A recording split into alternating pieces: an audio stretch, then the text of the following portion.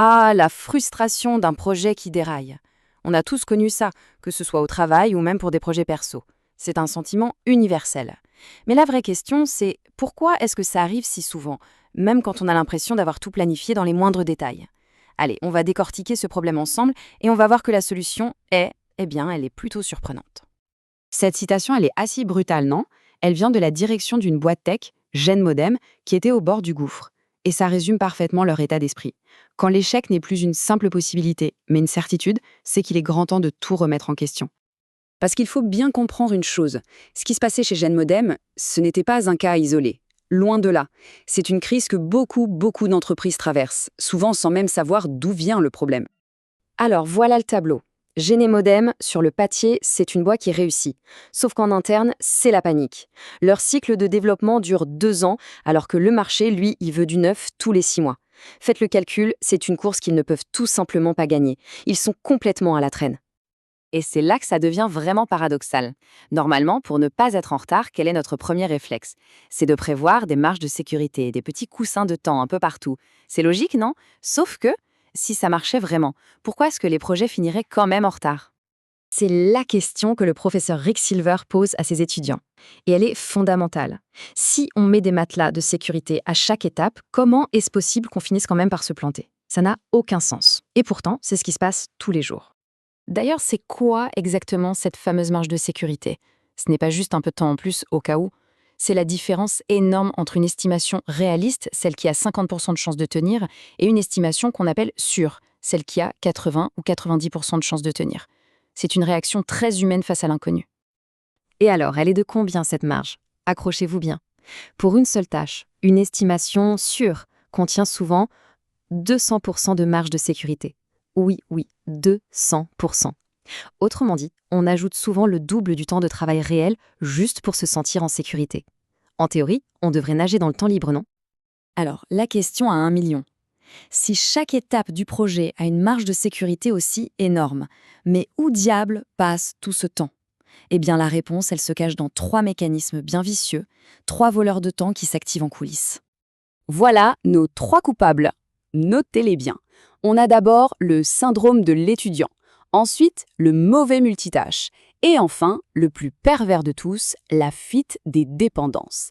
Allez, on va les examiner à la loupe. Le premier, le syndrome de l'étudiant, on le connaît tous par cœur. On a 1 mois pour rendre un dossier, on commence à bosser la dernière semaine. Ou la veille, c'est humain. Résultat, la marge de sécurité, qui était là pour gérer les imprévus, elle est grillée avant même d'avoir commencé le travail. Deuxième voleur de temps, le mauvais multitâche. Dans beaucoup d'entreprises, il y a cette idée qu'il faut que tout le monde soit occupé à 100%. Alors, les gens jonglent entre 3, 4, 5 projets en même temps. Mais chaque fois qu'on passe d'une tâche à l'autre, on perd du temps, on perd de la concentration. Au final, on ne fait pas avancer un projet plus vite, on ralentit tout le monde. Et voilà le troisième, le plus sournois, la fuite des dépendances. C'est simple, imaginez une chaîne de montage. Si une tâche prend du retard, la suivante est obligée d'attendre. Le retard se propage. Mais si une tâche finit en avance, est-ce que la suivante commence plus tôt? Très rarement. La personne n'est pas dispo, le temps est utilisé pour autre chose. Bref, l'avance est perdue. Au final, le projet n'accumule que les retards. C'est un système qui ne peut que perdre. Alors, pour sortir de cette spirale infernale, il faut un vrai changement de logiciel mental. Il faut comprendre qu'il y a 2 façons de voir le monde du travail. Le monde des coûts et le monde du flux. Le monde des coûts, c'est notre réglage par défaut. On essaie de rendre chaque personne, chaque machine, chaque département le plus efficace possible, dans son coin. Le monde du flux, lui, s'en fiche des optimisations locales. Ce qui l'intéresse, c'est le résultat final, la vitesse à laquelle le projet traverse tout le système. Et ces 2 visions sont souvent en conflit direct. Cette phrase du professeur Fisher, elle tape en plein dans le mille. On se tue à la tâche en essayant de faire des compromis entre ces 2 mondes. On le fait parce qu'on part d'une idée fausse. On croit que si chaque partie est performante, alors l'ensemble sera performant. Mais c'est faux. Et c'est ça qui nous rend la vie si compliquée. Bon, alors, on fait comment? La solution, c'est une méthode qui s'appelle la chaîne critique. En gros, c'est l'application du monde du flux à la gestion de projet.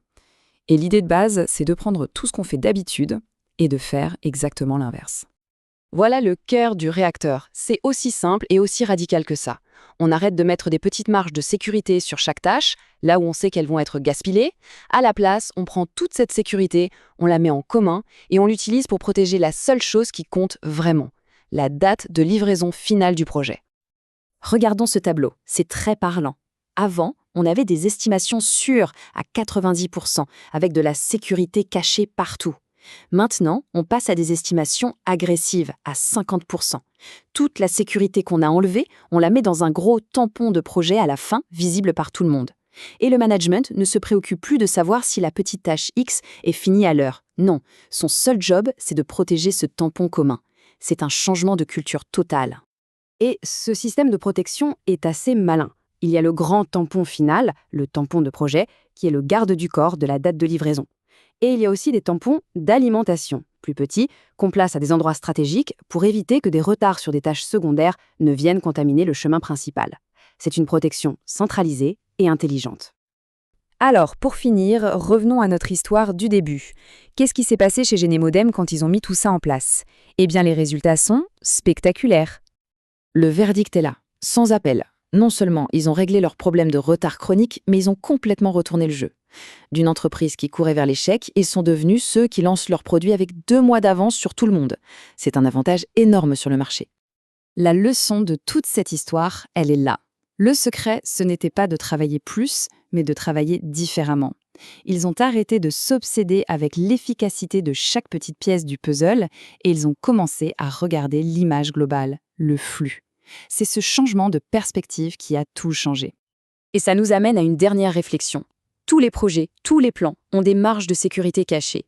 La question n'est plus de savoir si elles existent, mais de prendre conscience de la manière dont elles sont systématiquement gaspillées. Le syndrome de l'étudiant, le mauvais multitâche, la fuite des dépendances.